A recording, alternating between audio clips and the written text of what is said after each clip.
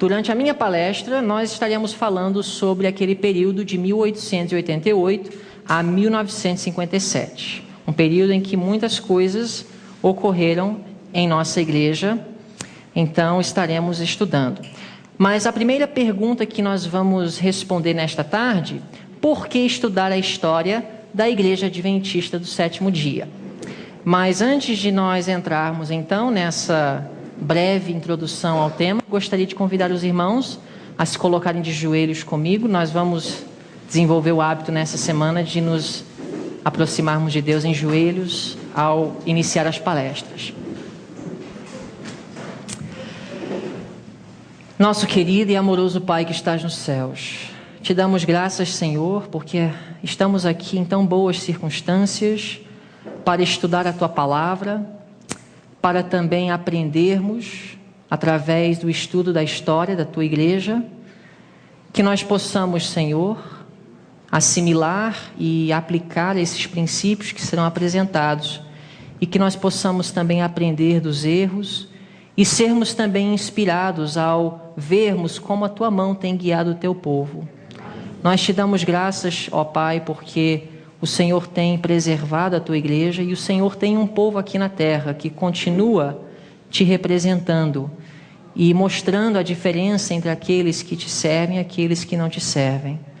E nós te agradecemos pelo privilégio de fazermos parte dessa igreja que o Senhor levantou nesses últimos dias para ser luz em um mundo tão corrupto e imoral. Te pedimos a Tua presença aqui em nosso meio, que o Teu Santo Espírito possa guiar nossas mentes. E nós te agradecemos e te pedimos em nome de Jesus. Amém. Muito bem. Eu vou apresentar para vocês 3 razões breves por que estudar a história da Igreja Adventista do Sétimo Dia. Na realidade, por que estudar a história da igreja em geral? Primeiro, para não repetir os erros do passado. Nós, inevitavelmente, repetiremos os erros se nós não conhecermos a história e buscarmos aprender dos erros daqueles que já passaram diante de nós. Então nós vamos, no decorrer dessa semana, ver que a história da nossa igreja não é uma história necessariamente tão agradável, no sentido que, embora Deus tenha preservado e guiado a sua igreja, só pelo fato de nós estarmos aqui no ano de 2010, ainda peregrinando no deserto, rumo a Canaã, é uma evidência e uma prova que nós temos falhado como um povo. O fato de Israel ter passado 40 anos no deserto foi, na realidade, uma prova de infidelidade e insubordinação e falhas. A vontade de Deus era que, rapidamente após a saída do Egito, Israel entrasse onde Deus havia chamado para entrar. E a realidade é que a vontade de Deus, o plano A de Deus para a sua igreja, a Igreja Adventista do Sétimo Dia, é que Jesus tivesse voltado na mesma geração dos primeiros adventistas do Sétimo Dia. E nós vamos ver que Jesus poderia ter voltado no século XIX, e não voltou. E só baseado nesse fato nós podemos ver que houve erros. E a única forma de nós podermos, ainda em nossa geração, corrigir e entrar na Canaã Celestial é se nós analisarmos a história e buscarmos humildemente aprender dos erros e corrigi-los, e não tentar cobrir os olhos e colocar as nossas cabeças na areia e fingir que tudo está bem, e apenas celebrarmos porque a cada ano estamos aumentando o nosso número de membros como igreja mundial. Vamos abrir nossas Bíblias em 1 Coríntios, capítulo 10. Aqui o apóstolo Paulo, ele nos apresenta este motivo de por que estudar a história da igreja. É lógico que aqui Paulo não estava falando necessariamente da nossa igreja, mas sim da igreja do Antigo Testamento, o povo de Israel, mas o mesmo princípio se aplica. Em 1 Coríntios capítulo 10, Paulo começa falando sobre a peregrinação no deserto e a falha do povo de Deus. E ele nos apresenta, a partir do verso 6, o motivo pelo qual a história do povo de Deus deve ser considerada. A partir do verso 6, Paulo diz assim: e estas coisas foram-nos feitas em figura. Quais coisas? A história da igreja. Aquilo que está registrado, não somente as ações boas do homem, mas também os erros do povo de Deus no passado. Tudo isso foi registrado, essas coisas foram-nos feitas em figura ou ilustração, para que não cobicemos as coisas más, como eles cobiçaram. E nós podemos pular para o verso 11, ele repete o mesmo princípio. Ora, tudo isto lhes sobreveio como figuras, e estão escritas, registradas, para aviso nosso, para quem já são chegados os fins dos séculos. Na realidade, Paulo escreveu mais para os nossos dias do que para os seus próprios dias. Essas palavras, irmãos, são mais aplicáveis a nós hoje do que foram para a igreja em Corinto. Paulo estava falando que nós temos o dever de estudar a história do povo de Deus, para aprendermos e para corrigir, e assim podermos triunfar nessa jornada. Outra razão pela qual estudaremos a história da nossa igreja, a fim de compreender como Deus age nas diversas crises que a igreja enfrenta. E é interessante que Deus não está interessado em apresentar apenas o lado bom da história. Infelizmente, a história está cheia de fatos, nem todos agradáveis. Mas Deus quer que nós compreendamos como Ele age nessas crises. E isso deve despertar em nossos corações esperança e ânimo. Não deve nos desanimar, porque nós também veremos que Deus, Ele intervém quando o seu povo humildemente se arrepende e se torne a Ele com um coração contrito. E para saber o que esperar do futuro. Então nós não precisamos estar no escuro quanto ao futuro. Ao estudar a história, nós compreenderemos o que virá. Em todas as crises que a igreja de Deus tem enfrentado em toda a sua história, nós vemos que sempre houve um triunfo. E eu vou passar para os irmãos neste momento um resumo geral da história da igreja de Deus, desde o início até os nossos dias. Eu não estou falando apenas da história da nossa igreja, a Igreja Adventista do Sétimo Dia. Na realidade, Deus, Ele sempre teve uma igreja. Jesus, Ele não fundou essa igreja em seus dias. Essa igreja já existia. Essa igreja, ela foi fundada lá no Éden, logo após a entrada do pecado. E ela sempre teve um propósito, um objetivo. Sempre foi o mesmo. E ela sempre teve a verdade. Ela sempre foi a portadora de luz e aquela através da qual Deus preservava conhecimento de sua lei e seu caráter aqui em meio às trevas. Logo depois que Caim matou seu irmão Abel, Deus levantou outra semente a Adão. Qual era o nome desse filho que Deus levantou para Adão logo depois que Abel morreu como mártir? Sete. E Sete foi o homem designado por Deus para preservar na terra o conhecimento de sua lei. Através de Sete e sua descendência, Deus preservaria aqui no mundo a linhagem santa. Ele preservaria o conhecimento de sua lei. E ele iria difundir sua luz aos povos e mostrar um contraste entre aqueles que adotam a filosofia de Satanás e aqueles que adotam o plano de governo de Deus. Vocês sabem que de acordo com a Bíblia, Satanás, Lúcifer, é o príncipe deste século. Deus permitiu que ele desenvolvesse sua filosofia e seu plano de ação neste mundo para mostrar para os mundos e seres não caídos quais seriam os resultados de seu governo. Mas mesmo Deus entregando nas mãos de Satanás domínio, poder e autoridade neste mundo, mesmo dando a ele permissão de governar como príncipe deste século, Deus sempre levantou representantes nesta terra para mostrar um contraste entre aqueles que servem a Deus e aqueles que não o servem. Então, desde o início do pecado, Deus tinha um representante. Quando Abel caiu, Deus levantou outra semente a Adão, Sete. E através da descendência de Sete, Deus teve uma igreja visível. Enoque, Matusalém, Noé, todos esses homens que eram homens de Deus, portadores de luz, eram descendentes de Sete.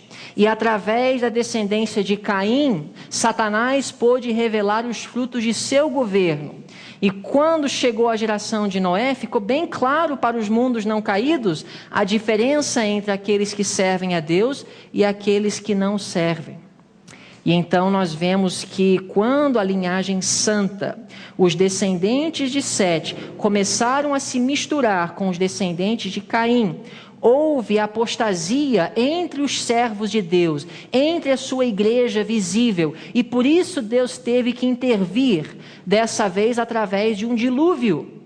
Depois do dilúvio, mais uma vez Deus escolheu um homem, através do qual ele continuaria preservando na terra conhecimento de sua lei e de seu caráter. Seu nome era Sem, um dos 3 filhos de Noé. Através de Sem, Deus continuaria preservando essa linhagem. E a igreja visível continuou. Só que nos dias de Abraão, que inclusive era um descendente de Sem, e todos os descendentes de Sem faziam parte deste povo, que era o portador de luz aqui na terra. Mas uma vez a igreja se misturou com o mundo. Os descendentes de Sem começaram a se unir com o povo pagão idólatra, descendentes de Cão, outro filho de Noé, que se apostatou, assim como Caim havia se apostatado. Mas dessa vez Deus não interveio através de um dilúvio, mas dessa vez ele interveio separando Abraão de sua parentela, chamando-o para uma terra que ele não conhecia. E agora na terra de Canaã, Deus levantaria mais uma vez uma igreja. Dessa vez seria Abraão, o homem através do qual Deus preservaria a linhagem santa. E a igreja visível continua. Agora a igreja judaica. E essa igreja continuou. Ela teve muitos altos e baixos, mais baixos do que altos. Nós conhecemos a história. Nos dias de Elias, a apostasia era predominante em Israel. Nós sabemos que o culto a Baal ficou oficializado, mas Deus teve os seus homens que se levantaram dentro da própria igreja para trazer reforma ao povo. Elias sendo um desses, Eliseu e Miqueias, outro profeta de Deus que foi levantado para trazer reforma. E assim foi a história de Israel, a maioria das vezes distante do plano de Deus e não cumprindo aquele propósito para o qual Deus havia levantado sua igreja. Deus deixou bem claro para Abraão qual era o propósito de ter uma igreja aqui na terra. Vamos abrir em Gênesis, capítulo 12. Gênesis, capítulo 12.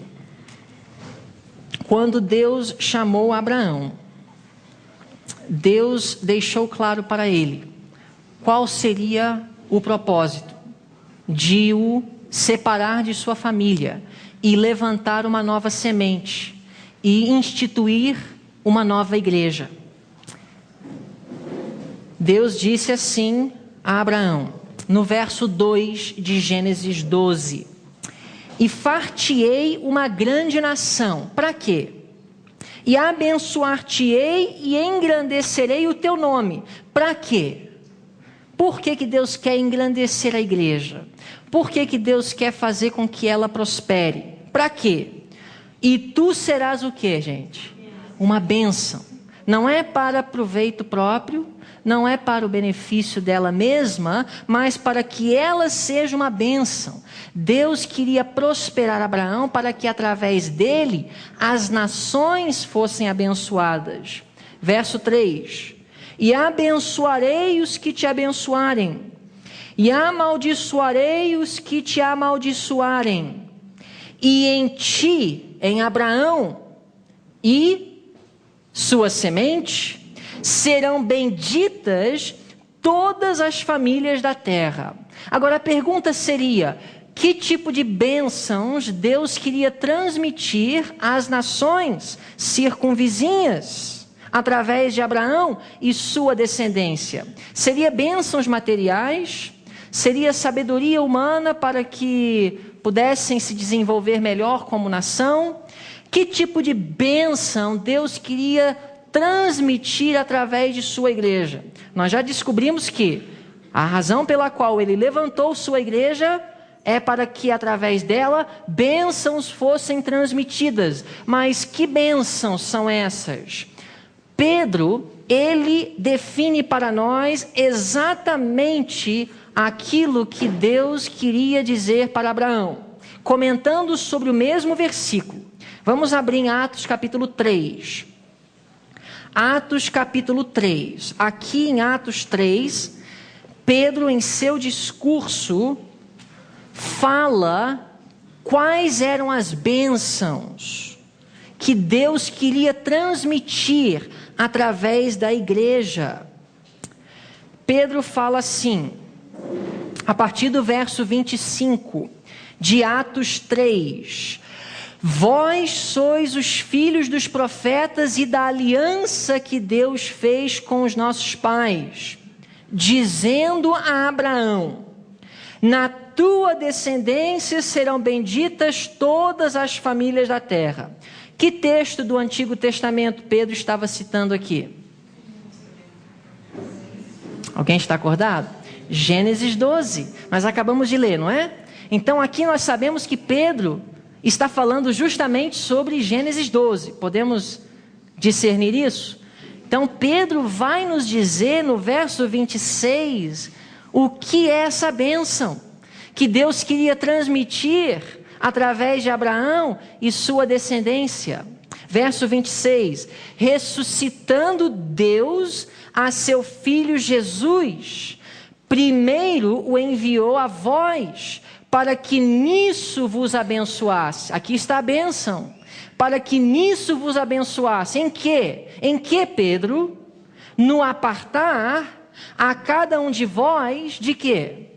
Das vossas maldades. Então, por favor, me digam, qual é a bênção que Deus queria transmitir através de Abraão e sua descendência, de acordo com Pedro? O Salvador do mundo. Mas esse Salvador ajudaria o povo a fazer o quê? O que é a bênção? Porque apenas saber que um Salvador veio não adianta nada. Muitos souberam, mas isso não produziu nenhum efeito. Qual é a bênção? A bênção não é saber que um Salvador veio. O que diz? O que é a bênção?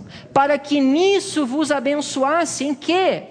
No apartar a cada um de vós das vossas maldades. Nós sabemos que isso só é possível através do Salvador, mas, meus irmãos, essa é a razão pela qual Deus levantou uma igreja. Desde os dias de Sete, de Sem, de Abraão, de Davi, de Daniel, de João Batista.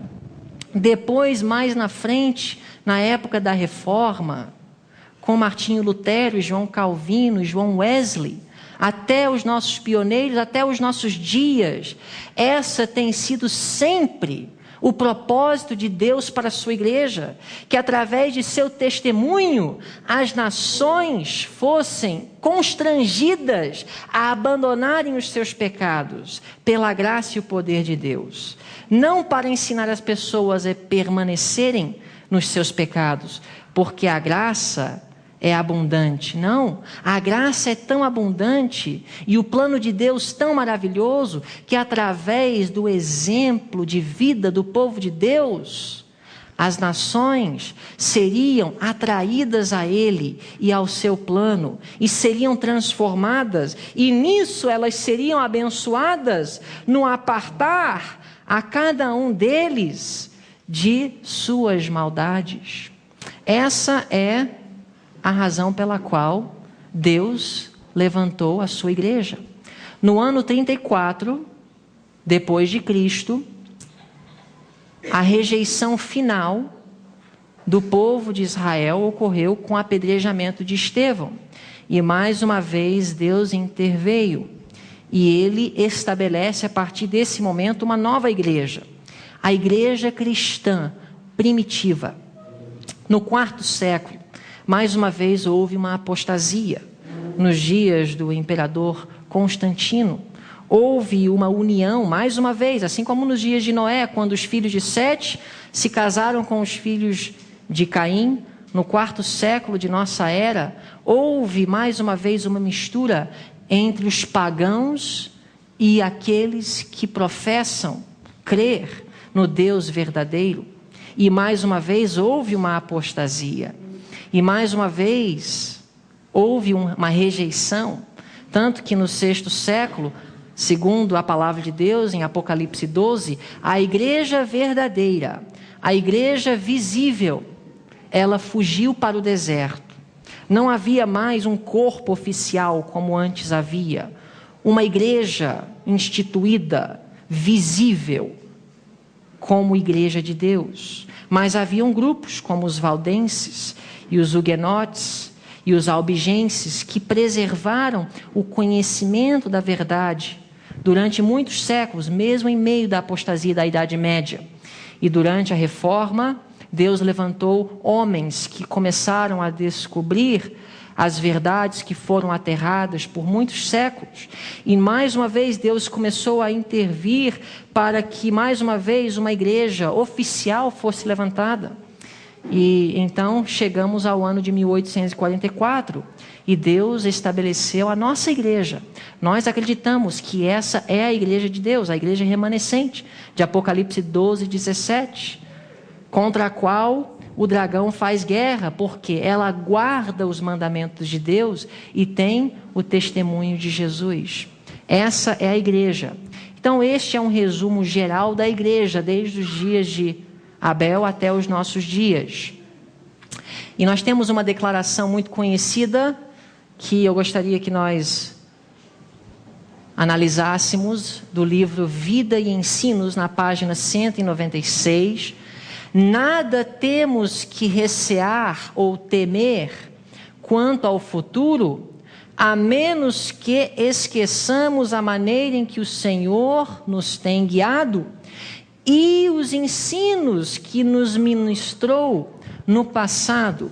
Durante essa semana, ao considerarmos a história da nossa igreja, nós não vamos apenas analisar a história, mas vamos também analisar os ensinos que nos ministrou Deus no passado.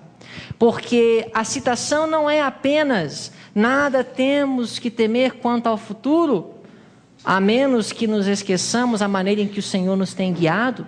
A citação não termina aí. Também precisamos temer se nós chegarmos a nos esquecer dos ensinos que Deus nos ministrou no passado.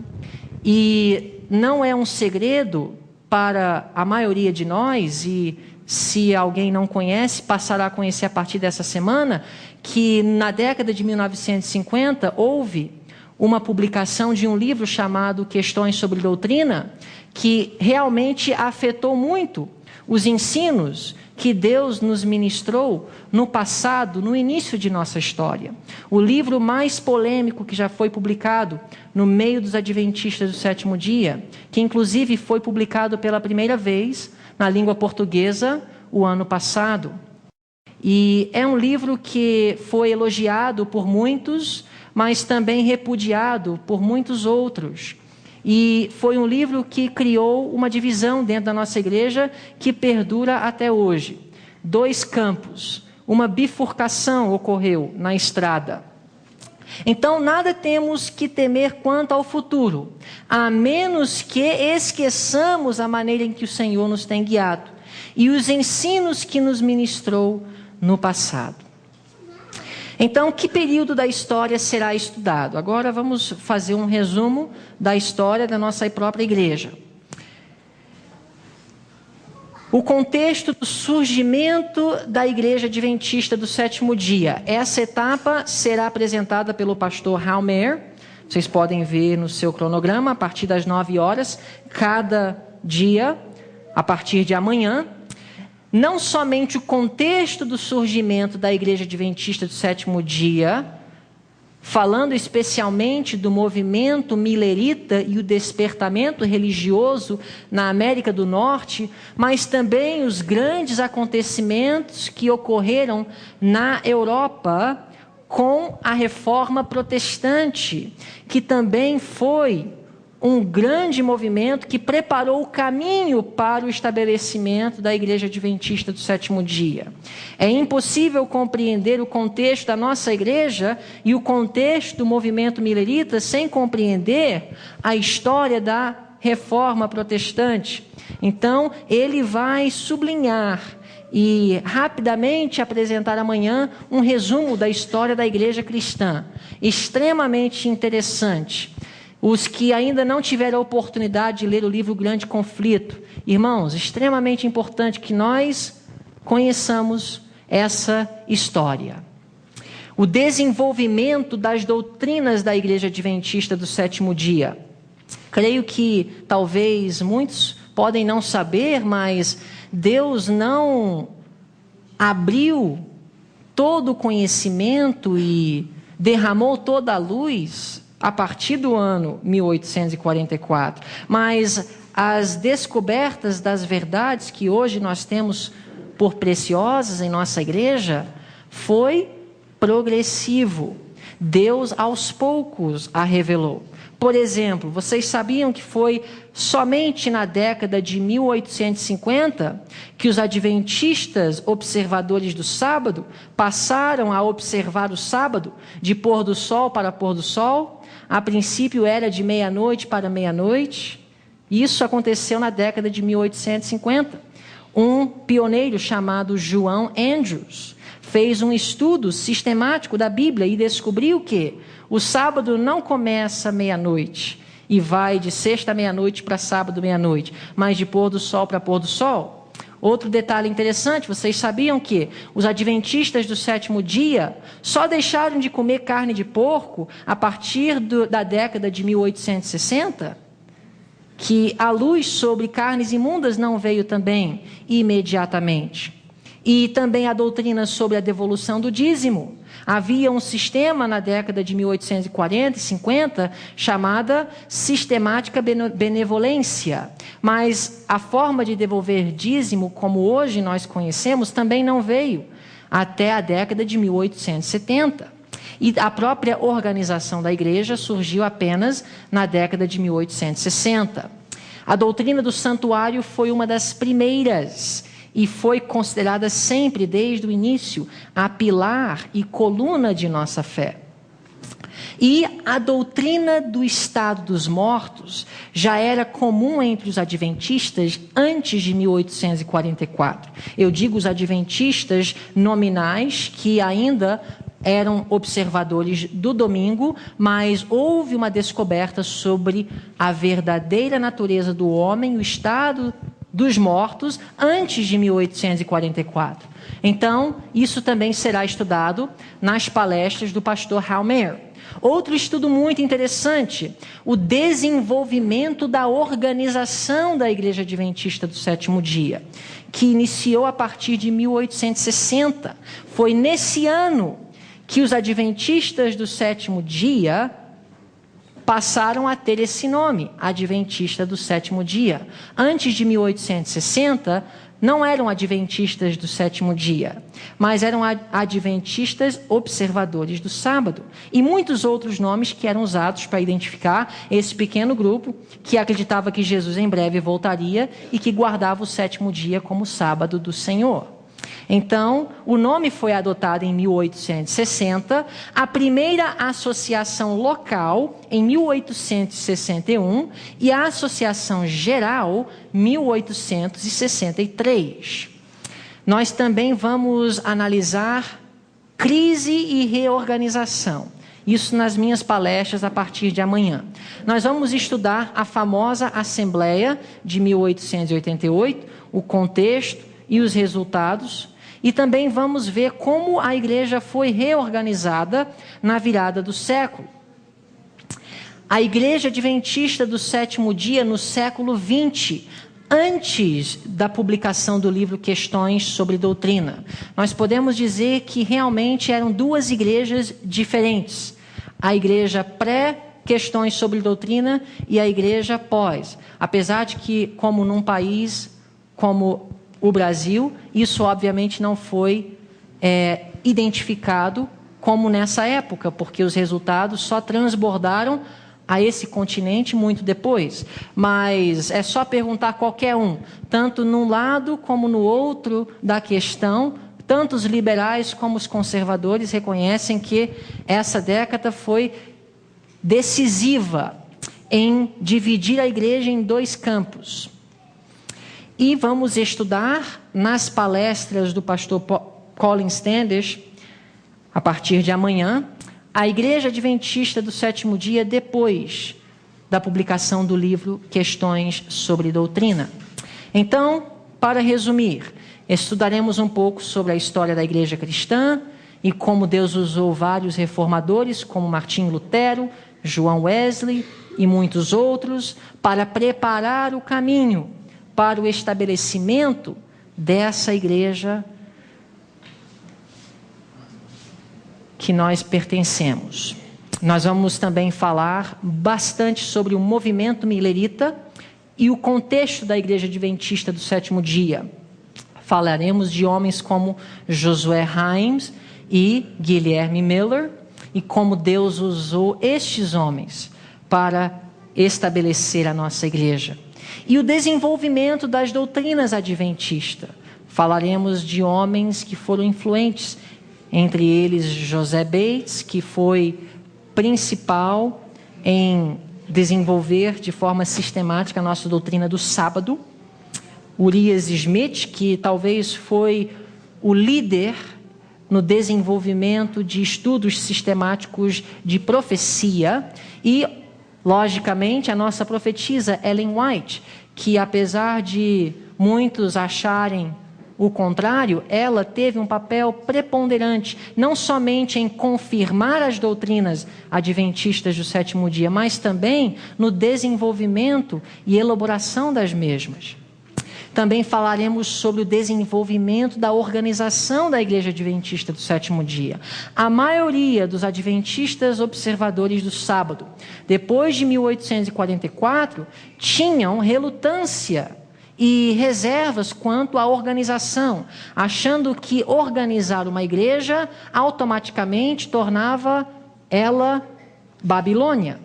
Mas homens como Tiago White viram que isso era apenas fanatismo e que a organização e a ordem fazia parte do plano de Deus e que a igreja não poderia ser preservada e continuar existindo num mundo como o nosso, sem organização.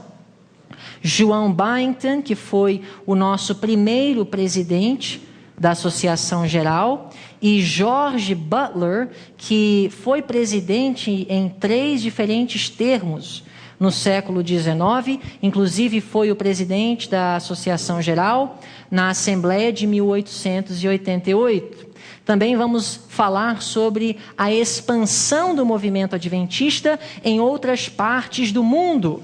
João Loughborough foi o pioneiro adventista do sétimo dia na década de 1870, que levou a mensagem adventista para o oeste dos Estados Unidos, que foi na época como penetrar um outro país, porque ainda estava se descobrindo o oeste. João Andrews, que foi o primeiro missionário adventista do sétimo dia enviado pela organização ao exterior. Ele foi para a Europa, trabalhou na França e na Suíça e estabeleceu a obra adventista na Europa. Stephen Haskell, que além de muitas outras funções e ocupações na igreja, foi o primeiro missionário adventista do sétimo dia enviado à Austrália. Ele foi para a Austrália antes, inclusive, da própria irmã White, no ano de 1885. Também falaremos sobre a Assembleia de 1888, que foi um dos eventos mais marcantes na história da igreja. E também muito pouco conhecido pelo povo de Deus, porque, em primeiro lugar, nós não temos as cópias dos próprios discursos que foram apresentados pelos dois homens proeminentes daquela Assembleia, que apresentaram o tema de justiça pela fé, A.T. Jones e E.J. Wagner, mas nós temos disponível hoje muitas declarações do Espírito de Profecia que esclarece muito sobre a mensagem que eles apresentaram e qual era a visão do céu quanto àquela mensagem e qual foi a reação da igreja de forma geral àquela mensagem. Falaremos também sobre crises na virada do século. Nós temos aqui o A.G. Daniels, que foi o presidente da Associação Geral, quando a igreja enfrentou a crise panteísta, que foi apresentada no meio da igreja através do Dr. João Harvey Kellogg. E também falaremos sobre outra crise que é pouco conhecida, além da crise panteísta na virada do século, que foi a crise educacional dentro da Igreja Adventista do Sétimo Dia. Edward Sutherland, que foi o pioneiro da Igreja Adventista do Sétimo Dia na obra de sustento próprio. Ele foi presidente da faculdade Battle Creek, que foi responsável pela mudança da faculdade de Battle Creek para Berrien Springs, onde hoje nós temos a Universidade da Andrews. Mas logo depois dessa realização, como presidente da faculdade, a maior faculdade da igreja na época, Edward Sutherland foi inspirado e apoiado pela profetisa do Senhor, Ellen White, a se mudar do estado de Michigan para o sul dos Estados Unidos para estabelecer a primeira escola de sustento próprio no meio adventista, chamado Madison College. E essa escola, segundo a irmã White, foi a que mais chegou perto do ideal de Deus no plano educacional, ou seja, no estabelecimento e desenvolvimento de uma escola. Nós falaremos sobre alguns líderes muito conservadores e fiéis que lideraram a igreja na primeira parte do século XX, como o pastor William Spicer, J.L. McElhaney e o pastor Watson, que foram presidentes fiéis da Associação Geral.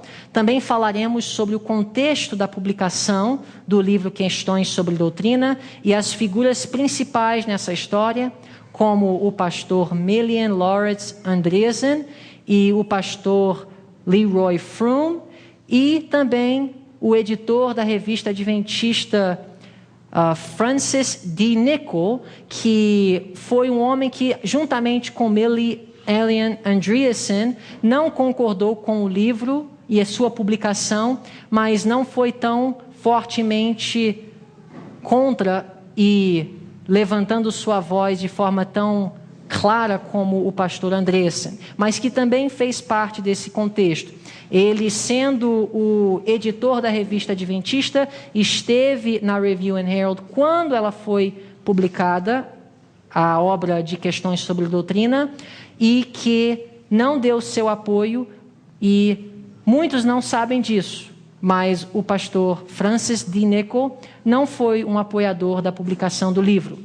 O pastor Leroy Froom foi o que iniciou os contatos com os líderes evangélicos e que escreveu a maioria do conteúdo do livro Questões sobre Doutrina. Vocês ouvirão mais a respeito disso no decorrer da semana. Falaremos nas palestras do pastor Colin Standish dos resultados da publicação do livro Questões sobre Doutrina. Aqui nós temos o pastor Roy Allen Anderson, australiano, que trabalhou arduamente para promover a publicação logo após seu lançamento, e pastores como George Burnside e muitos outros, inumeráveis pastores que se opuseram à obra do livro e identificaram logo os resultados dele. Um período crítico na história da Igreja Adventista do Sétimo Dia, que seria interessante nós compreendermos, a presidência do pastor Robert Pearson, presidente da Associação Geral, de 1966 a 1978. Este é o pastor Robert Pearson.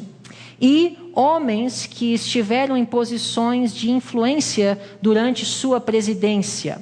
O editor da Review and Herald, a revista adventista, o órgão da igreja, o Kenneth Wood, e o editor assistente da Review, o pastor Herbert Douglas, que inclusive na década de 70, quando a crise do Desmond Ford estava chegando ao seu pináculo, lançou a lição que falava sobre a natureza humana de Cristo, Jesus, o modelo homem, no ano de 1977. Um período crítico na igreja, onde ficou bem visível os dois campos que resultaram depois da publicação do livro Questões sobre Doutrina.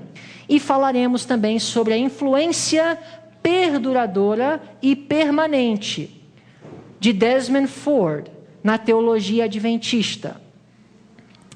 Líderes conservadores da doutrina adventista histórica nos últimos 50 anos. Entre eles, o H.M.S. Richards, que foi o pioneiro na obra adventista via rádio. Ele foi o fundador da Voz da Profecia. E o pastor Joe Cruz, que foi o fundador do ministério Amazing Facts e foi o pioneiro na obra adventista através da televisão. O primeiro adventista do sétimo dia, ministro que através da televisão trouxe o evangelho aos lares de milhões nos Estados Unidos. E outros líderes conservadores da doutrina adventista, alguns menos populares que outros, os irmãos Standish, outros como Ron Spear e Ralph Larson, também alguns que são hoje credenciados e continuam atuando na obra adventista, como o pastor Dennis Priebe, Larry Kirkpatrick, que são defensores da teologia tradicional histórica adventista do sétimo dia e oponentes abertos à publicação do livro Questões sobre Doutrina. O pastor Dennis Priebe é credenciado pela União Pacific, na Califórnia dos Estados Unidos. E alguns dissidentes da doutrina adventista, vamos estudar sobre vários deles, mas 3 que talvez tiveram maior influência depois de Desmond Ford, é lógico. D.M. Kenwright, que no século XIX foi o mais influente dissidente adventista que existiu.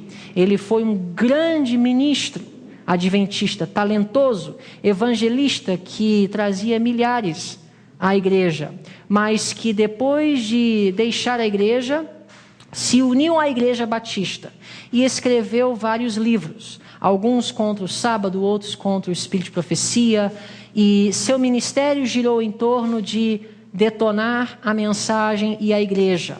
Também a história muito interessante de Albion Fox Ballinger, que no ano 1903 foi demitido da obra depois de começar a adotar a posição que o santuário celestial só tinha um compartimento e que depois de sua ascensão, Jesus foi direto para o Santíssimo e que a expiação havia sido completada na cruz.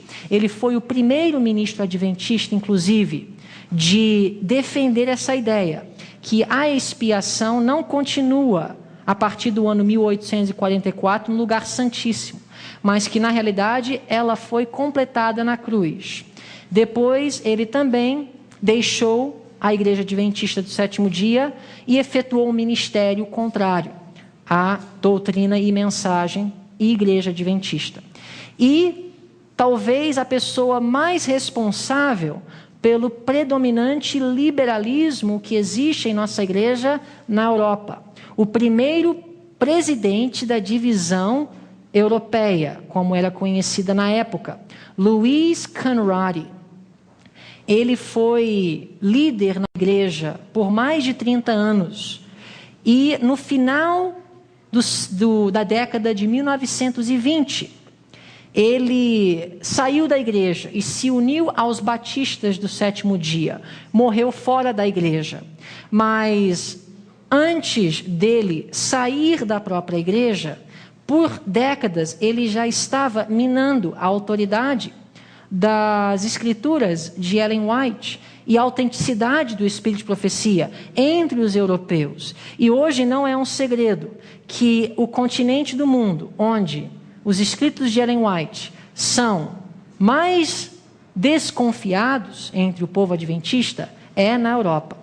Louis Conradi, entre muitos historiadores adventistas, isso é compreendido como responsável por isso.